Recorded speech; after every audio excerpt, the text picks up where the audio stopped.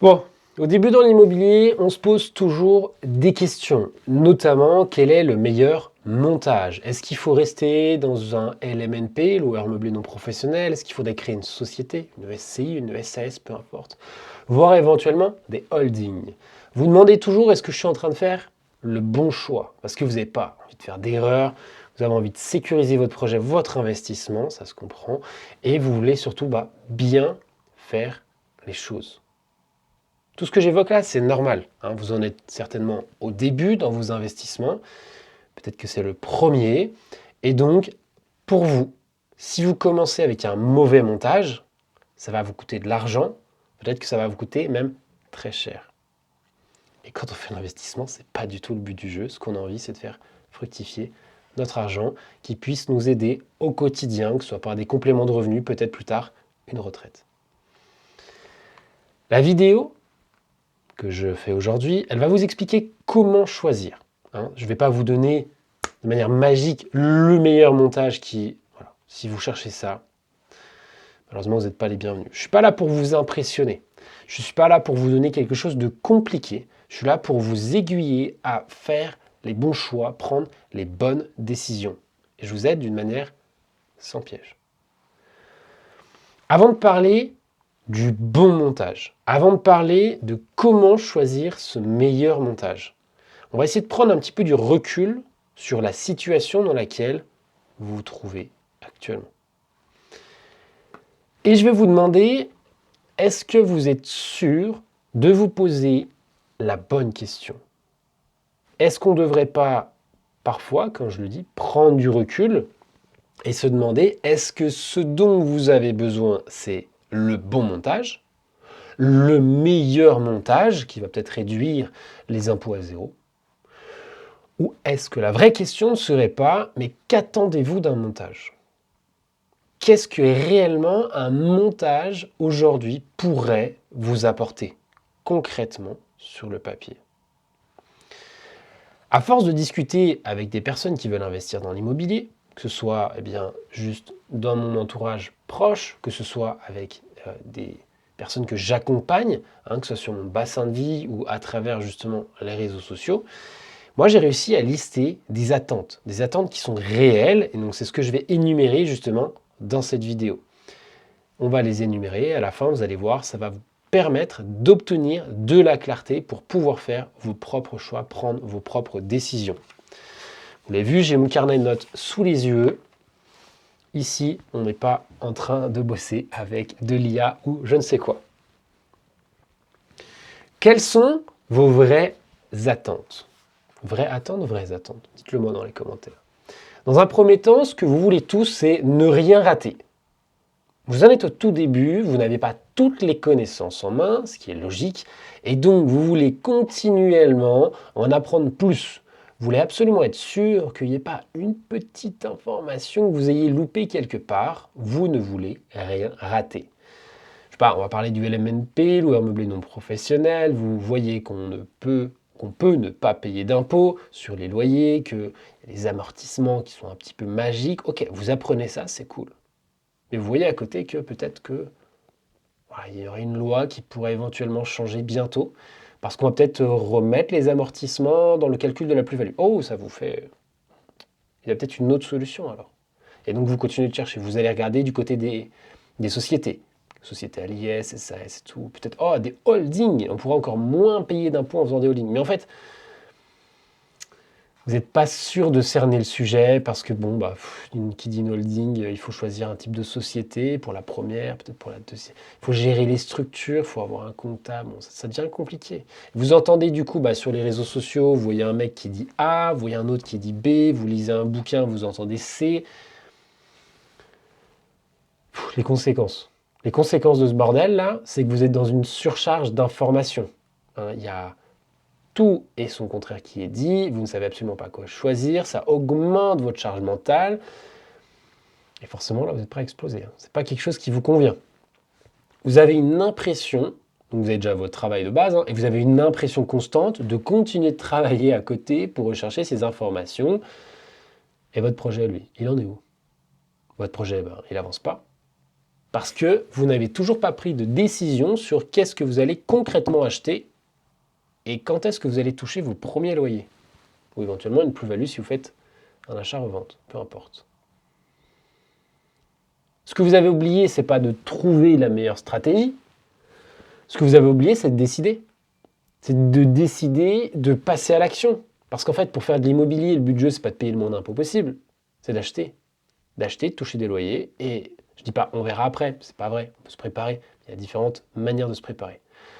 En tout cas, j'ai vu que vous ne voulez rien rater, et je vous le dis tout de suite, soyez dans l'acceptation que vous n'allez pas tout connaître. Même quelqu'un qui est dans l'immobilier depuis 10-15 ans voit passer des nouvelles lois tous les jours, et lui aussi rate des choses. Et c'est pas grave. D'ailleurs, c'est ça qui, enfin, en tout cas, moi, à titre personnel, c'est ça qui m'intéresse, de pouvoir continuellement être en train de me former et d'apprendre des nouvelles choses parce que l'immobilier, c'est légèrement en mouvement et c'est OK. Si vous voulez tout savoir, il n'y a aucun sujet sur Terre que vous allez pouvoir maîtriser de A à Z. Dans un deuxième temps, ce que vous voulez tout savoir, obtenir, c'est un sentiment de sécurité. On a tous envie d'être en sécurité, c'est logique. Qu'est-ce que j'entends par sécurité? Je ne vais pas seulement parler d'argent, parce que oui, effectivement, l'argent, c'est bien de gagner de l'argent. Ok, on est d'accord. Mais d'avoir une sécurité émotionnelle, une sécurité mentale, genre, quand on gère un bien immobilier, on n'a pas envie que ça nous prenne plus de charge mentale que ce qu'on a déjà peut-être au travail, parce qu'on a peut-être déjà une famille, on a peut-être déjà des enfants à gérer, on a d'autres choses à faire dans la vie. On n'a pas envie que ça nous rajoute de la complexité. Et éventuellement, cette sécurité, vous aimeriez l'obtenir dans le temps, que ce soit quelque chose qui avance avec vous et qui ne soit pas tout le temps en train d'évoluer, qu'on ne soit pas tout le temps en train de remettre en question. Parce que si je dois changer de société tous les 4 matins, ça va être compliqué. Alors, l'idée, c'est pas de chercher de la complexité, parce que vous allez rajouter peut-être des clauses, vous allez rajouter du montage, vous allez continuer à chercher de la protection, et plus vous empilez, plus vous rajoutez des choses, plus derrière vous vous retrouvez dans une situation où vous n'y comprenez absolument plus rien. Je vous pose donc une question, selon vous, est-ce qu'un montage que vous ne comprenez pas va pouvoir vous sécuriser dans votre investissement? Est-ce que par la suite, vous n'allez pas avoir des choses qui vont remonter à la surface et venir vous polluer l'esprit?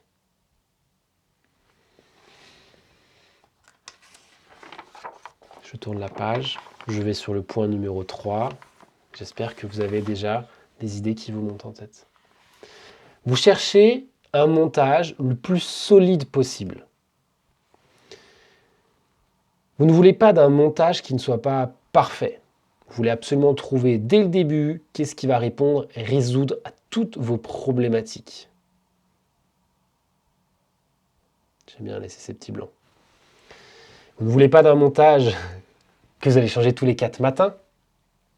Vous voulez un montage qui résiste au changement des lois. Je suis désolé, je lis ma petite liste, qui vous permet d'accepter l'imprévu, qui vous permet d'ajuster sans tout casser. Ouais, dans l'idéal, moi aussi, j'aimerais bien. La réalité, on l'a dit tout à l'heure, l'immobilier est légèrement mouvant. Il peut y avoir des choses qui évoluent. Si on ne l'accepte pas avant même de commencer, forcément, on va se retrouver dans une position où ça va être compliqué. Aujourd'hui, vous recherchez de la solidité. Sachez que la solidité, c'est quelque chose qui est différent de l'optimisation maximale. Vous pouvez d'un côté avoir un projet qui soit ultra optimisé, mais pas forcément solide. À l'inverse, vous pouvez avoir quelque chose qui est très solide, mais pas forcément optimisé. Quelqu'un qui achète une résidence principale, elle a son toit sur la tête, elle ne paye pas d'impôts. C'est solide. Dans 20 ans, elle est toujours dans sa baraque. On n'en parle plus. C'est hyper solide. Par contre, c'est peut-être pas optimisé. Peut-être parce qu'il y a trop de dépenses. À l'inverse, quelqu'un qui va faire des holdings dans tous les sens, il va avoir quelque chose qui va être ultra optimisé. Au moins de changements de loi, il va devoir faire appel aux avocats, il va devoir faire plein de changements. Et donc on se retrouve dans un cas de figure où il faut énormément d'argent. Il faut déjà avoir de l'avance pour pouvoir gérer ces solutions-là. Quatrième point, je continue ma liste. On va aller jusqu'au 5e.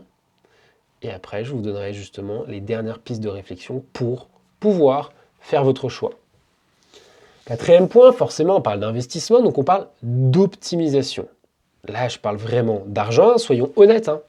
Si vous n'êtes pas là pour essayer de gagner un petit peu d'argent, ça ne sert à rien de faire de l'immobilier. Hein. On soit d'accord. Même si vous achetez simplement une résidence principale, vous n'avez pas envie que plus tard, cette résidence principale vous coûte plus d'argent que prévu et vous n'avez pas non plus envie de la vendre moins cher et vous n'avez pas non plus envie de la donner à vos enfants, sachant qu'elle perd de la valeur. Et là-dessus, on est normalement tous d'accord. Je ne parle même pas d'être millionnaire.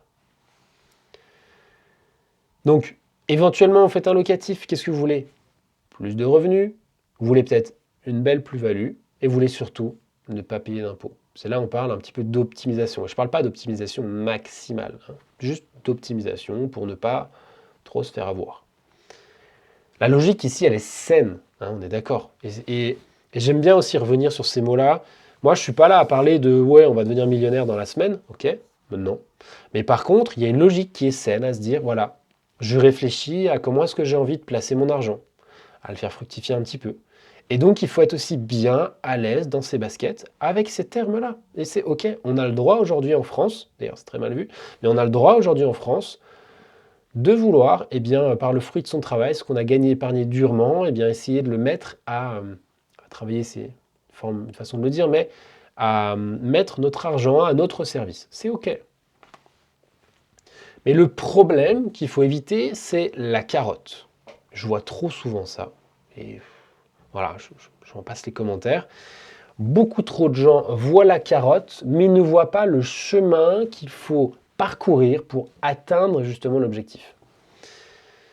Et je ne parle même pas de la carotte sur un loi Pinel ou un truc comme ça, on va vous réduire vos impôts avant d'acheter. Je ne parle même pas de ça parce que ça, c'est une hérésie complète. Enfin, ça fait aucun sens d'aller sur l'État va réduire vos impôts, vous allez gagner de l'argent. Ça n'existe pas. Okay, je ne parle pas de cette carotte-là, je parle juste de vous faites un investissement immobilier, vous choisissez entre LMNP ou une société, peu importe, et vous pensez que le meilleur choix sera celui qui vous réduira l'impôt.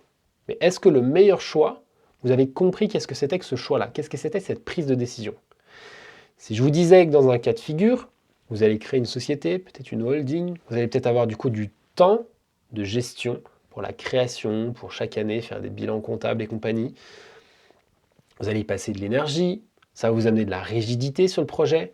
Imagine, vous décidez d'être sur une société à l'impôt sur les revenus et que demain, vous voulez transformer votre logement locatif en logement meublé. Enfin, c'était un locatif nu, vous voulez le transformer en meublé, ça n'est pas possible. L'inverse, ça l'est. Ça dépend des sociétés. Il y a des fois certains types de sociétés qui vont vous amener des contraintes, vous enlever des opportunités. Si on recalcule l'amortissement, bon bref. Je n'ai pas envie d'entrer dans les détails parce qu'en fait, plus on vous donne d'informations et de détails, plus c'est compliqué pour vous de trancher. Et ce n'est pas ça dont vous avez besoin. Et forcément, qui dit optimisation, souvent dit augmentation du risque d'erreur. Parce qu'on voit la carotte, mais on ne voit pas tout ce qu'il y a à côté. On est obnubilé par l'objet brillant. On en oublie ce qui pourrait nous coûter de l'argent au passage, notamment les frais de société. On a déjà vu des gens créer une société pour un garage. Le garage, il te rapporte 75 € par mois. Et, ça fait rien par an, 750 plus 160, plus 150. 900 € par an, et votre société, à l'année, elle va vous coûter entre 500 et 1000 € suivant votre comptable. Non mais, ça fait aucun sens. Vous allez passer tout votre argent en société. C'est pas ça qui va vous faire gagner de l'argent. En tout cas, optimiser sans cadre, c'est certainement quelque chose qui va vous coûter beaucoup plus que ce que ça peut vous rapporter. Donc faites bien attention, soyez vigilants à ça. Dernier point, pour ne pas se tromper. Ne pas se tromper. Ne pas se tromper, ne pas se tromper. Vous êtes face à une réalité, vous avez plein d'options. Option 1, option 2, option 3, option 4. C'est là sur laquelle, en fait, qui est la moins bonne. Limite, ça, c'est une question qui est légitime. Au lieu de chercher toujours la meilleure solution, des fois, à commencer par éliminer les moins bonnes. C'est un petit peu ce qu'on fait depuis le début, je ne sais pas si vous avez compris. Je donne des exemples pour ne pas se tromper. Vous avez quelqu'un qui achète un immeuble, et puis il décide de faire une société par bien, pour bien sécuriser chacun des biens. chaque société, alors vous pouvez avoir un comptable pour les 3 sociétés, hein, mais chaque société va avoir des frais de comptabilité. Alors vous auriez pu faire pour un seul immeuble. Une seule fois des frais au lieu de 3 fois. J'ai renoté un exemple, en fait, j'ai déjà donné tout à l'heure, la SCI à l'IR et la SCI à l'IS. Enfin, suivant le type de société que vous choisissez tout de suite, va vous empêcher de louer plus tard autre chose. Si vous voulez monter une holding trop tôt, il y a des gens, ils ont une société, ils gagnent déjà pas d'argent, ils ont déjà créé la holding. Oui, la holding va vous permettre d'optimiser de l'argent, mais il faut déjà faire du bénéfice. Si vous ne faites pas de bénéfice, vous n'avez pas de holding, qu'on soit bien d'accord. C'est des choses qui viennent plus tard, il ne faut pas le faire trop tôt. Et en plus, vous avez des frais, au lieu de la gestion, vous avez aussi des frais de création. Ok, ça, après, il faut l'amortir dans le temps. Alors, d'une certaine manière, hein, le comptable, lui, il va être content. Hein. Si vous avez un comptable avec des clients comme ça qui veulent créer plein de trucs, le comptable, il est content parce que lui, il signe des devis, il signe après des contrats et il va récupérer de l'argent. Et donc, il sera à même de dire « Mais oui, allez-y, on va mettre de la sécurité, de la protection », alors que ce n'est pas forcément à votre avantage.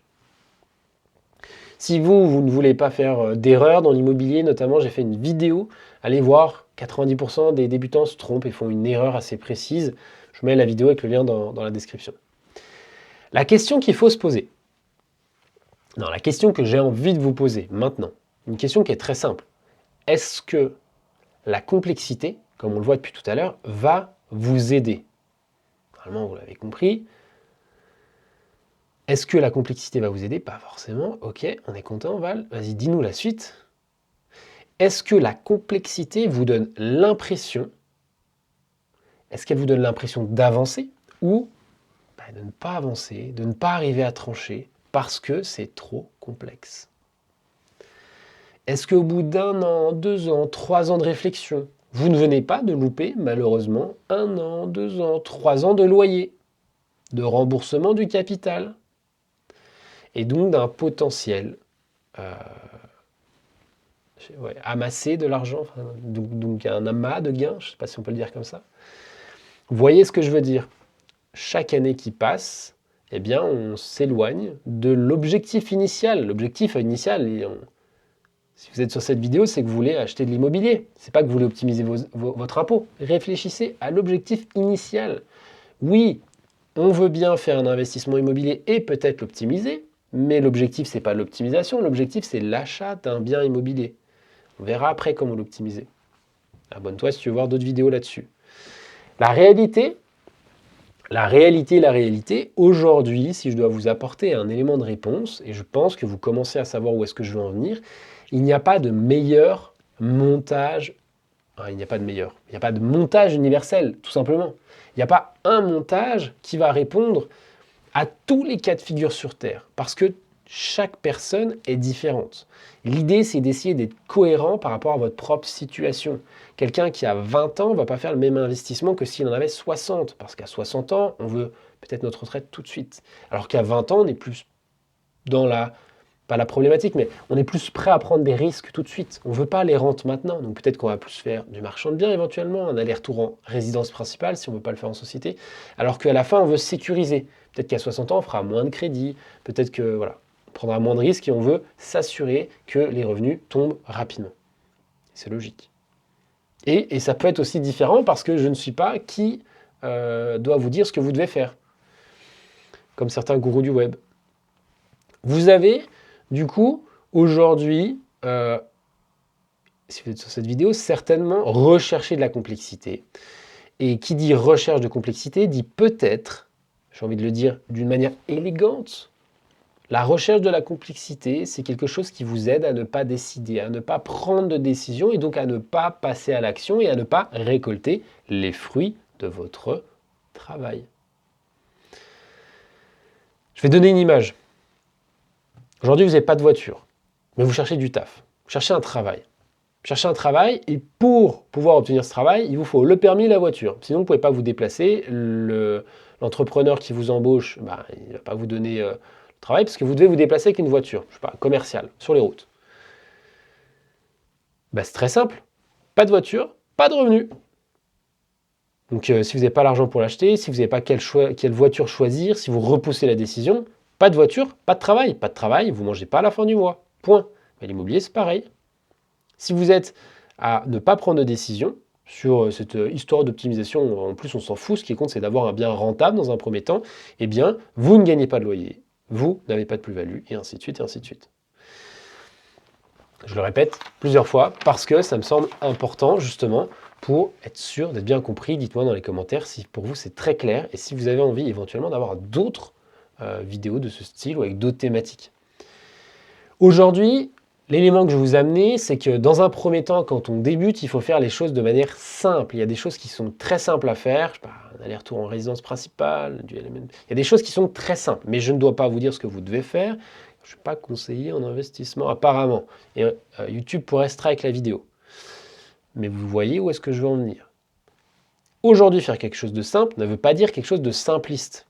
Faire quelque chose de simple, c'est vous amener de la lisibilité, vous amener quelque chose qui est ajustable et qui est modifiable sur le long terme, et surtout vivable, c'est-à-dire que ça ne va pas vous créer, je parlais tout à l'heure de charge mentale, d'émotions et compagnie, de choses que vous n'allez pas réussir à gérer.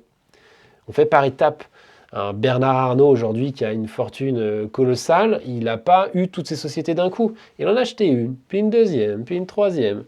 Et à chaque niveau d'étape, il a eu des emmerdes, des galères, des problématiques qui, aujourd'hui, où il en est, il a su les résoudre, mais il a appris au fur et à mesure de son parcours. Bon, je ne vous dis pas de devenir Bernard Arnault, évidemment, mais ça vous donne un exemple, peut-être une figure, parfois, qu'on pourrait suivre, ne serait-ce que pour le premier.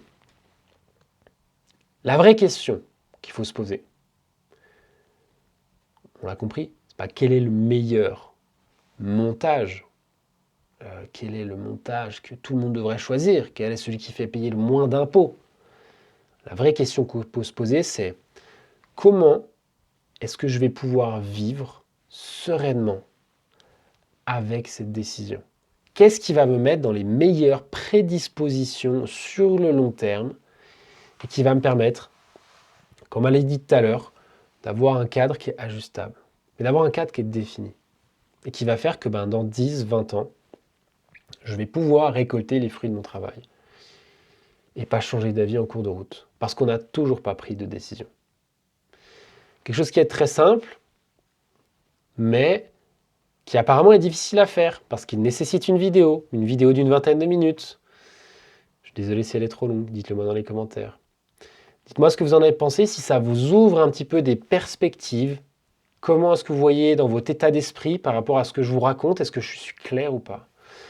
Je vous l'ai dit, allez retrouver la vidéo pour l'erreur, pour les 90% des débutants. Si ça vous paraît important pour vous d'aller la regarder, le lien est dans la description.